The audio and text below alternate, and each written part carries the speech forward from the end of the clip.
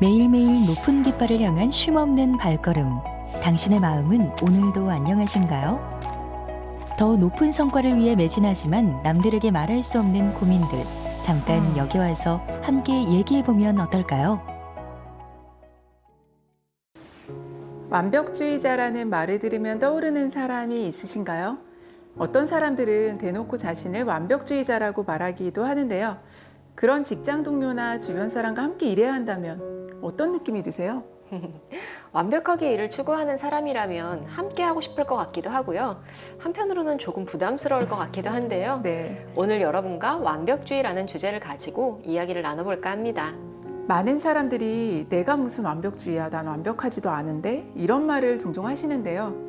현재의 모습보다는 완벽을 추구하려는 태도나 경향성으로 완벽주의를 이해하면서 이야기 나눠보면 좋을 것 같습니다. 네, 전반적으로 우리 사회가 점점 완벽주의로 흘러가고 있다고 해요.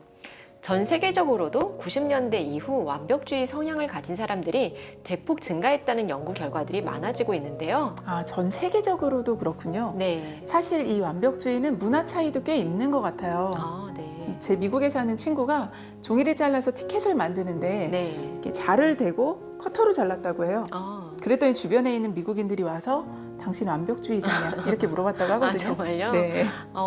저 같아도 칼로 자를 것 같은데. 우리는 그렇죠. 그들은 그럼 뭘로 자르는 네, 거죠? 그분들은 가위. 가위? 네.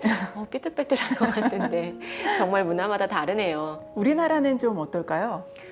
한국에서는 오히려 완벽주의자가 환영을 받는 그런 측면이 있는 것 같아요.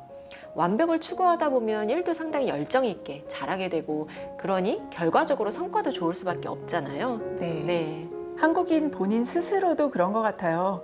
우리나라처럼 자원이 제한된 경쟁사회에서는 아무래도 좀 앞서 나가야 된다는 압박감이 들잖아요. 네. 실제로 높은 기준을 두고 많은 성취를 해내야 생존에 유리한 것도 사실이죠. 그러다 보니 사회적으로 이런 면을 인정해서 점점 더 강화되는 문화가 있기도 한 것 같습니다.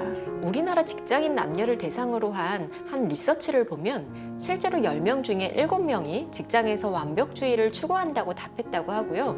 완벽주의가 업무 성과를 높인다고 생각하는가? 라는 질문에도 그렇다고 대답한 사람이 60%가 넘었다고 하네요. 10명 중에 7명. 네. 역시 우리나라 사람들은 완벽 추구가 높긴 하네요. 네. 그런데 또 재미있는 건 그런 완벽주의로 인해서 행복해진다고 생각하는가? 이 질문에는 반대로 75% 이상이 아니다 라고 답변했다고 하는데요. 네네. 이것에 대해 어떻게 생각하시나요? 많은 분들이 공감하지 않을까요? 네, 이 결과를 심플하게 말하면 완벽주의가 성과에는 도움된다. 하지만 이런 성향을 안고 사는 건 좀 힘들다. 행복에는 방해된다. 이런 건데요. 네, 맞아요. 그런데 또 한 가지의 딜레마가 있어요. 한국 사회는 완벽해야 하기도 하지만 동시에 또 겸손해야 하잖아요. 네. 네, 이해돼요. 지나치게 과시적이기보다는 아무래도 우리나라에선 겸손한 사람에게 좀 더 호감을 갖는 경향이 있죠. 네. 그런데 또 문제는 너무 겸손하면 자기 어필을 잘 못하기도 하잖아요. 네, 맞아요. 그래서 겸손함을 지닌 채 조용한 완벽주의로 승부를 보려 하는 경우도 많은 것 같아요. 자, 지금까지 이야기를 들으면서 그럼 나는 완벽주의자인가 하시는 분들이 계실 텐데요. 함께 생각해보는 시간을 가져볼까요? 네, 화면에 제시된 내용을 보시면 완벽주의자들이 많이 갖는 생각과 느낌들이 있습니다. 처음부터 완벽해야 한다든가 완벽하지 않을 거면 시도도 하지 않는 게 낫다는 내면의 소리가 있고요. 완벽주의적 행동도 있습니다. 실수나 실패에 대해 자신을 혹독하게 비판하거나 완벽을 끝없이 추구하다 보니 결국 일을 끝내지 못하기도 하고 완벽하게 되지 않을 것을 예상해 미리 포기하는 행동을 하기도 합니다. 완벽한 건 좋지만 그것에 대한 염려 때문에 시작도 못하거나 미리 포기해버린다면 과연 이대로도 좋은 것인지 생각해 볼 필요가 있겠네요. 네, 중요한 포인트예요. 완벽하지 않다면 시작도 안 하겠다. 그러면 완벽주의가 오히려 쉽게 포기하게 만드는 동기가 될 수도 있다는 거죠. 네, 그럼 이번에는 구체적으로 그럼 나는 어느 정도 완벽주의 성향을 가지고 있는지 체크해 볼까요? 완벽주의를 분류하는 하위 요소들은 다양하지만 이 시간에는 4가지로 나누어서 살펴보려고 하는데요. 실수에 대한 지나친 염려, 과도한 체계성, 높은 성취 기준, 행동에 대한 의심입니다. 한 가지씩 차근차근 보면서 각 카테고리별로 나에게 해당하는 것을 체크해 보세요. 완벽주의의 첫 번째 특징은 실수에 대한 지나친 염려입니다. 이 중에서 여러분은 몇 개 정도 해당하시는지 한번 살펴보세요. 이 부분에 여러 개 체크한 분들은 실수하지 않도록 사전 예방에 힘쓰고 그 덕분에 성과가 뛰어난 경우도 많습니다. 다만 실수에 대한 두려움에 너무 초점이 맞춰져서 아주 작은 균열에도 마음이 요동치고 자신의 노력을 과소평가하기도 한다는 거죠. 완전한 무결점을 추구하다 보니 오히려 실수가 돋보여서 걱정이 깊어지기도 하는 거예요. 실수에 대해 너무 걱정한다. 이러면 보통 성격이 소심해서 그래 라고 생각할 수도 있지만 완벽주의의 특성으로도 볼 수 있다는 거죠. 네, 맞습니다. 누구나 실수에 대한 염려를 하죠.